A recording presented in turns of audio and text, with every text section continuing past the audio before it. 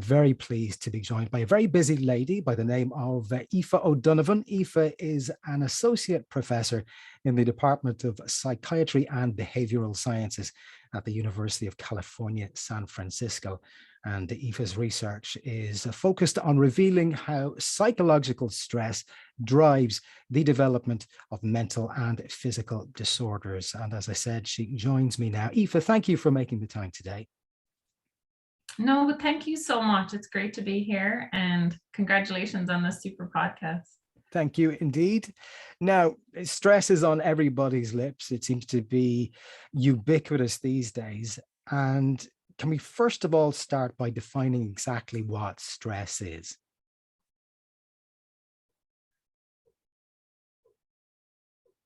Sure, absolutely. So I'll give you a very short answer and then I'll expand a little bit on it. So one definition of stress is that it's a situation where the demands exceed our resources to cope.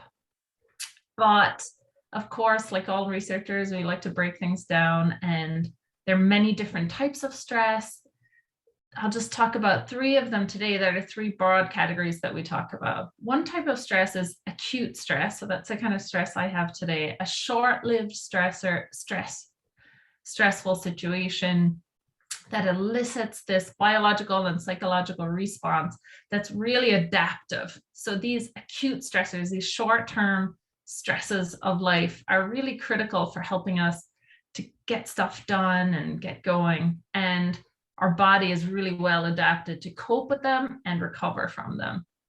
And then there are two types of stress that we are less well adapted to, and those are chronic stressors, so long-term stressful situations that persist over time and cause us to have frequent or prolonged activation of these psychological and biological stress responses. And then traumatic stressors, and these are the stresses that I mostly focus on in my work, and they are stressors that involve threat to life or physical integrity. So things like major accidents, assaults, the things that we really dread happening in life. And they can have very profound consequences for health as well.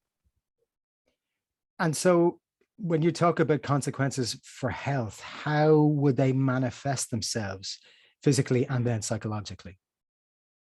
Yeah, so like I was saying, acute stresses, and I think this is important to emphasize, stress is not universally a bad thing. So, there can be positive effects of stress. We can grow from stress, but chronic stressors, things like financial strain, or for example, living through a pandemic, and traumatic stressors like severe things involving threat to our lives, they cause us to activate these adaptive responses for so long and so repeatedly that they put strain on our bodily systems. And so, for example, the classic stress hormone is called cortisol. And when we experience acute short-term stresses, we get a burst of cortisol that allows us to mobilize energy throughout our bodies. And this is really helpful. When we have chronic stress or traumatic stress, what tends to happen is we either get abnormally high or abnormally low levels of cortisol in our bodies.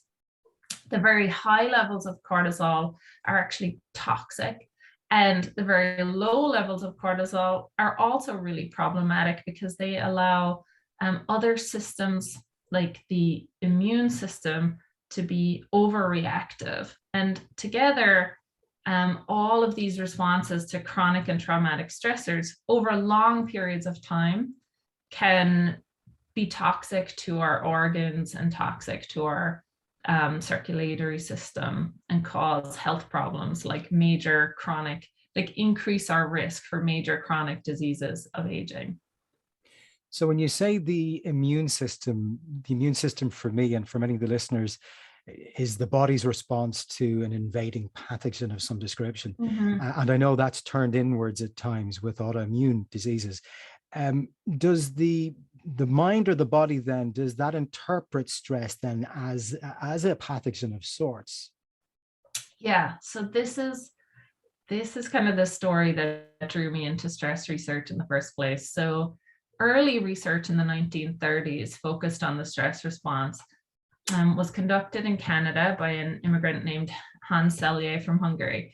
And he found that in the rats and mice in his lab, when he exposed them to a whole host of different types of stressors, but these were physical stressors like cold and heat, but then chemical stressors like different chemicals that he gave them, drugs that he gave them, they would have a single response no matter what the type of stressor that they were exposed to.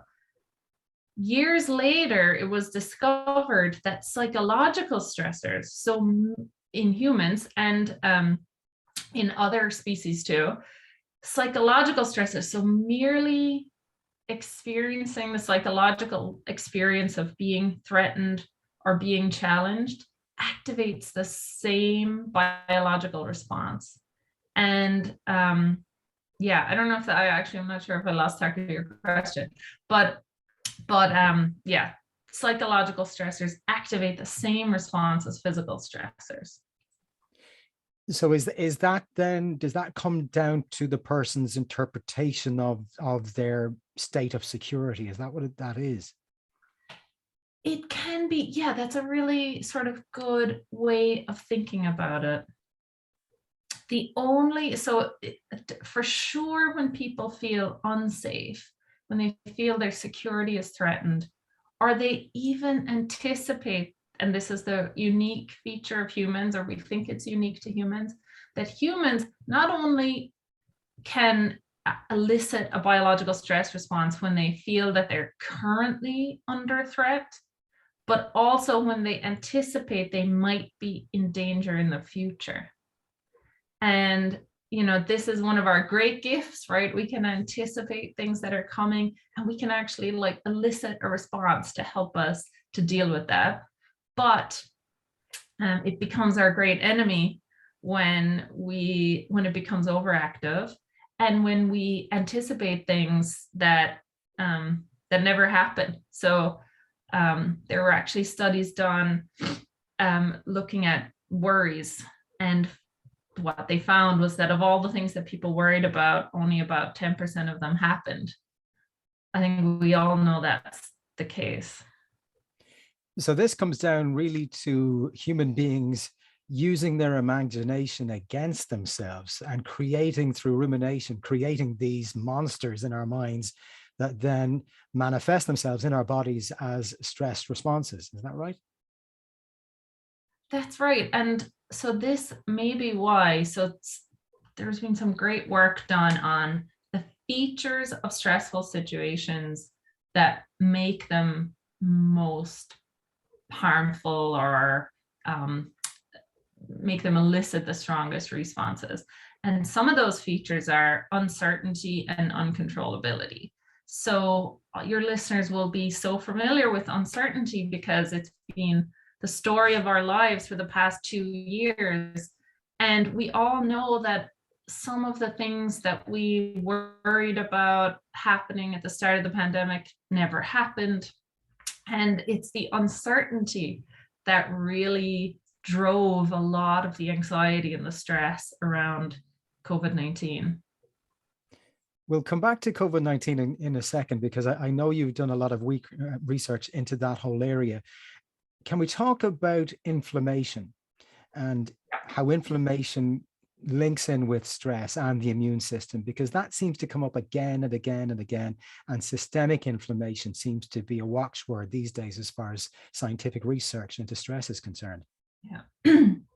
Yeah. So inflammation is one of my favorite topics. So always happy to get that question. And so the inflammatory response is the body's normal response for dealing with infection and injury. Highly adaptive. We would not be around without the inflammatory response. And it's coordinated by molecules called inflammatory cytokines. And it turns out that when we're exposed to psychological stressors, it changes the levels of these inflammatory cytokines circulating in our body.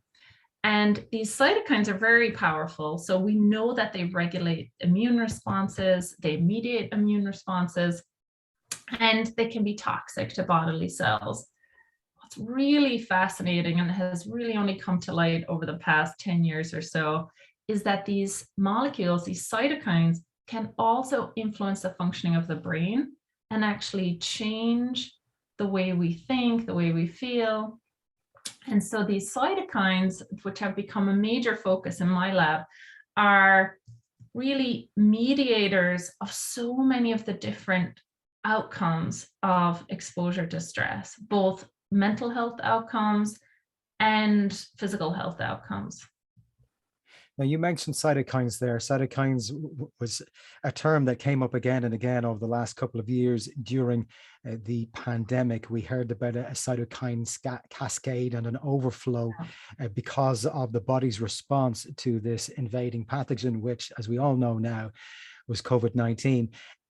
One of your most recent papers, you were a senior author on the paper, connected mental health and people's susceptibility to COVID-19 infections. Can you talk about that? Yeah, so much of the work in my group has been focused on the chronic physical diseases. So we found in a number of studies that people who are suffering with symptoms of depression, anxiety, PTSD have heightened risk for chronic diseases such as heart disease, autoimmune disorders like arthritis, thyroiditis. And this has been a major focus of research across the world. What has been less clear, but had been studied a little bit before, was how psychiatric conditions, stress exposure would influence our responses to these viruses and acute illnesses like COVID-19. And from the very beginning of the pandemic, we were concerned that patients with psychiatric disorders would be at heightened risk because of our own and other work showing that patients with these conditions or patients experiencing high symptoms, which is many people during the pandemic, have heightened inflammation, as we just talked about, impaired cellular immunity, sometimes lower levels of this stress hormone cortisol that, when they're very low, can actually allow pathological inflammatory responses to develop. So I can go into that more, and then secondly, that there were behavioral reasons why patients experiencing psychiatric symptoms would be at risk in the context of an infectious disease pandemic. Because when we feel bad, when we're having a hard time, we're actually more likely to engage in risky behaviors. So I don't think it will be alien to anybody to hear that when we're feeling down or depressed or anxious, we're more likely to forget about those COVID-19 isolation rules and go out and meet people. And that's probably an adaptation because social support is one of the most powerful antidotes to stress that exists. But overall, we were really concerned about these patients. And we're particularly focused on PTSD, but in our studies in military veterans, we were able to look at a whole range of psychiatric conditions. And we had a sample in 2 different studies. We had over 250,000 military veterans. And the VA, where I work, the Veterans Affairs Hospital System, did a wonderful thing and started releasing all of the COVID data really quickly from the beginning of the pandemic. So all the positive tests, everyone who's being vaccinated, and that gave us the chance to put that together with other information from their medical records. And so we looked at patients who had diagnoses with depression, anxiety, PTSD, schizophrenia at any time in the 5 years prior to the pandemic. And we looked at, first of all, their outcomes if they contracted COVID-19. And what we found was that they generally had higher risk for hospitalization and higher risk for dying from COVID-19. In another study, we looked at breakthrough infections. So after vaccination, and in some countries like Ireland, people have been, uptake of vaccines has been excellent, and people are still getting COVID-19, not getting those really negative outcomes to the same extent whatsoever. So pro-vaccines, but still getting COVID-19. And we were interested in whether patients with psychiatric disorders might have heightened risk for those breakthrough infections.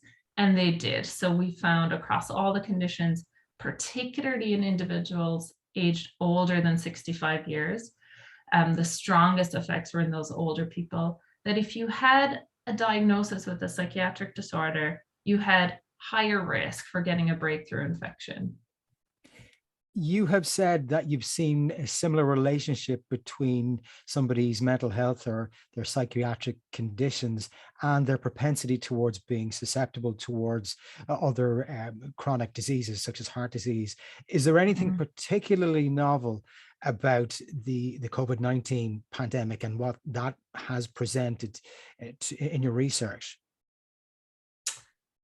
Yeah, I suppose from a scientific point of view, what has been extraordinary is just the scope, the fact that the exposure has been at a global level.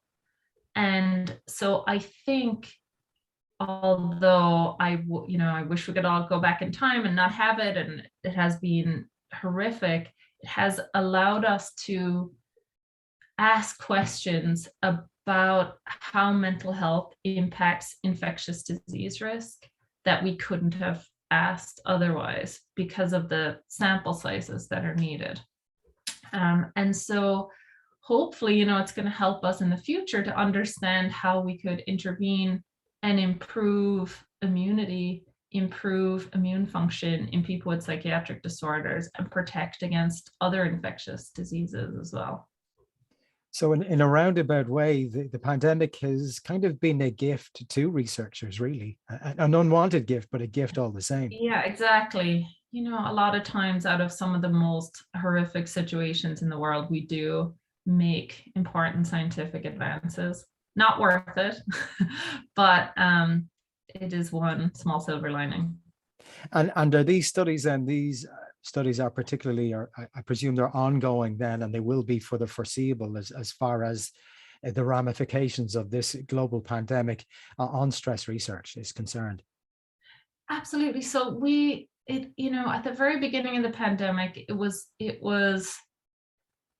initial response was there will be a parallel pandemic of mental health problems. And we really expected massive increases in rates of psychiatric disorders and suicides.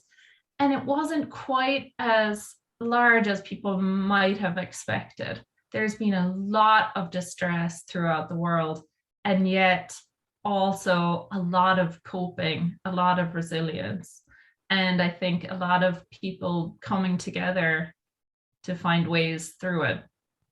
And I think it will take decades to fully tease apart all the different pieces of the puzzle to understand the real impact on mental health, because it might be that there's a big increase in psychiatric conditions that we don't see in the data because people are not willing to come into the hospital and risk getting infected. It might also be that people think, well, this is a normal response. Everyone's experiencing the same thing. I'm not going to seek out help. And then they won't show up in the data. So it's going to take a really long time to understand what's really going on. Has this accelerated your own research in the area of stress? Because obviously nobody predicted that this pandemic would happen. What were you studying as far as stress was concerned prior to the pandemic? That obviously the pandemic has shuffled you along a slightly different track. So prior to the pandemic, we were doing a lot of in-person studies. We're bringing people into the lab and looking at their immune system and looking at their responses to threatening stimuli and trying to understand the mechanisms by which stress causes ill health and particularly psychiatric symptoms. In March 2020, we had to shut all of that down basically overnight. decided to throw ourselves into COVID research. And, we thought as a group, we are trauma researchers, we're stress researchers. This is going to be an unprecedented situation in terms of stress exposure throughout the world. We should study this. I have to tell you, we regretted it several times because I was saying yesterday to our team, doing this COVID research has been a little bit like building a ship while you're sailing a ship, but it's a storm. Sure. And my team, were also going through these stresses themselves. They had family members who were experiencing COVID, were getting really sick. They were, for me, I'm Irish and I live in the US, and I couldn't go home. And that was, not knowing what would happen to my family and friends back in Ireland. And so it was incredibly emotionally difficult to also study these things. So we have a longitudinal survey, and we had to come up with new questions every few months to send out to our wonderful participants. But doing that was really challenging. So we're talking about stress and the impacts that stress have on us psychologically and at the somatic level in the body. How do we mitigate against stress, chronic stress in particular? Yeah, that's a great and maybe the most important question. So there are various things that we know sort of give us stress resilience that enhance our ability to respond to stress and recover from stress. Number one is, I think, understanding that not all stress is bad and that we can grow from stress as well as suffer from stress. So, and there will be post-stress growth from this pandemic. But then in terms of the actual actions that we can take to increase our stress resilience, physical activity is incredibly powerful. I'm sure this comes up in almost every podcast you do, but physical activity is the best thing we can do. Getting out, keeping our bodies active.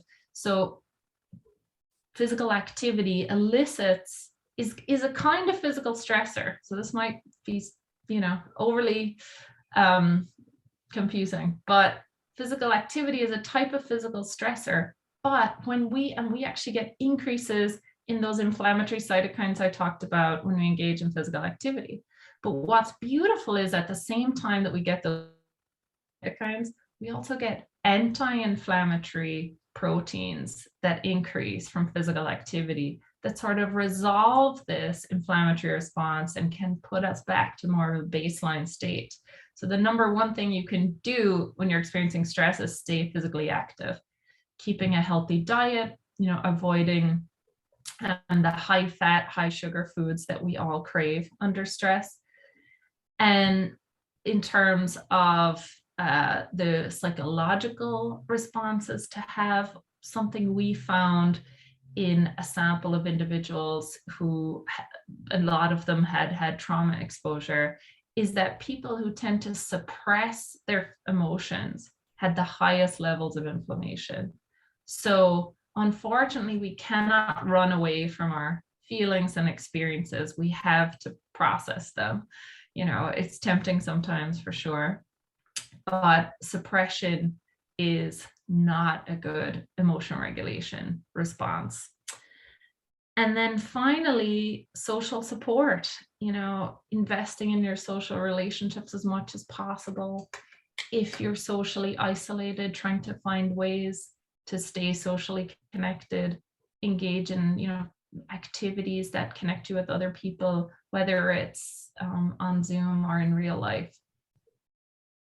And then just finally, could I ask you, I read this one statement in a book a couple of years ago on the subject of sleep, and it said that sleep is, and problematic sleep is an indicator in practically all psychiatric conditions. Is that the case? That is the case. And actually it's it is the most common psychiatric symptom, sleep disturbance. It's often a signal to us before we know in any other area that we're getting burnt out or we're getting beyond our capacity to cope when sleep is disturbed. And again, and actually during the course of the pandemic, in that study we talked about, we had a lot of individuals with PTSD in a study that, and we're tracking them over time throughout the course of the pandemic. And one of our findings is that people who had better sleep did not increase in their PTSD symptoms during the course of the pandemic. People who had worse sleep had marked increases in PTSD symptoms during the pandemic. And, you know, that can be a very frustrating piece of advice for people, because nothing feels more uncontrollable than sleep when you're suffering from insomnia. But there are treatments. There's a treatment, a behavioral treatment for sleep disturbance called cognitive behavior therapy for insomnia. There are apps now that lead people through that treatment, and it's really effective. It's a fascinating subject. It really is. And as I said at the outset, the whole notion of stress really has come to the forefront of people's minds over the last couple of years. It's been forced there, and people have been forced to try to deal with their daily stress, be it acute or chronic. And I know your research, it will be, well, it might take a few years to come to fruition as far as results are concerned, but certainly what I've read so far, and you have an awful lot of research to your name, Aoife, it really is pointing us in the right direction as to how hopefully we will at some point be able to put the cap on the top of that stress bottle and use stress to our advantage rather than it becoming an enemy of us and our mental and physical health.